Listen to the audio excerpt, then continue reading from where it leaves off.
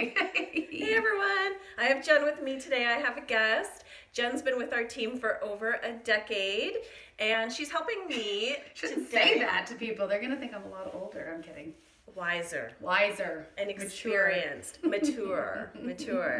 So one of the things that we're going to cover in the next couple of videos is some hands-on techniques. One of the things I find people are really uncomfortable with or maybe apprehensive to use is rebozo and doing the double hip squeeze. So we're going to start today doing the double hip squeeze. So you've all learned this in your doula training, but one of the things I realize a lot of new doulas feel a little bit apprehensive about using it, and of course it feels different on every person, so figuring out how to find it is one of the big things.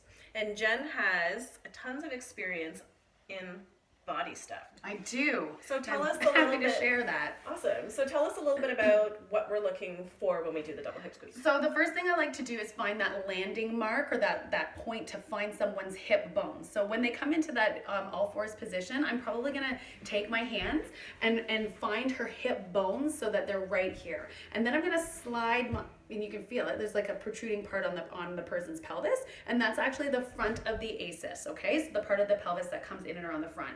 Then I'm gonna take my hands and kind of find where the high pockets would be. And I'm a short person, so I'm gonna lose my head a little bit, but I have to come into a modified lunge so that my body is comfortable so that I can apply the pressure as I squeeze and press in through the hips. How's that feel, Steph? It's good. Is it? I feel, and someone told me the other day I'm stronger on my right side than my left, so I'm working hard on that. But when I push in on the hips, there'll be a slight lift in through the sacrum at the back, which relieves the pressure in that person while they're laboring. And so that's what you might notice is that as you squeeze the hips together, you'll see that space between the sacrum kind of like lift up and away, which provides them with relief. So that's what I like to do. That works for me. Yeah. I like that. And one of the things you want to remember is when we're pushing a little bit higher, think of the pelvis, picture the pelvis inside. And if you push on the higher part, it's going to tilt the bottom open. So it's going to open up the outlet, right? When would we want the outlet more open? When we're pushing a baby out, right? So when a baby is low in the pelvis. But if we think about when we might want the inlet, the top part of the pelvis to open, if we push a little bit lower, then it's like a teeter-totter, like a seesaw, right?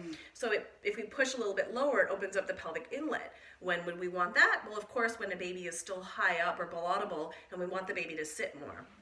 So if you want to do that, I'm going to grab my bolster too, so I've got something to lean on. Perfect. Which is great. So this is a great idea too. If our clients have any kind of, if they have wrist discomfort or anything like that, then we want to make sure they've got something for comfort at the front. So I always use that same technique of finding the landmark of the pelvis and then come around. So remember, if we push up higher, it opens up the outlet. And if we push a little bit lower, it opens up the inlet. So remember, it's kind of like the opposite of what we're pushing. Sometimes one of the techniques that a lot of doulas like to use is almost bringing their hand into like a W. So you start it like this, and then as you kind of sort of compress inward, it sort of like comes forward and makes like a W. And this uses a lot of effort in our chest and our biceps. Like this is not an easy movement for sure. Not light work for the doula. Not easy work at all. So there's lots of other ways that you can do this. Of course, you can have a partner support you. You can have one person on either side. You can use a rebozo. So I'm going to put some links to some really great websites that have lots of different alternatives for this as well, so that you can find easier ways to do this.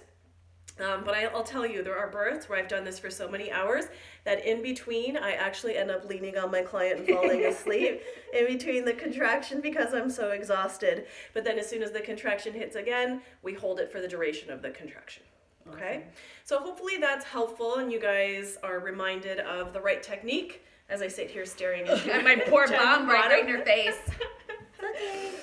So I hope that's helpful. I'm going to share a little bit more with you in a separate portion of the video where I chat a little bit more about this, but thanks, Jen, for helping. You're welcome. Happy to be of health service. Bye. Bye.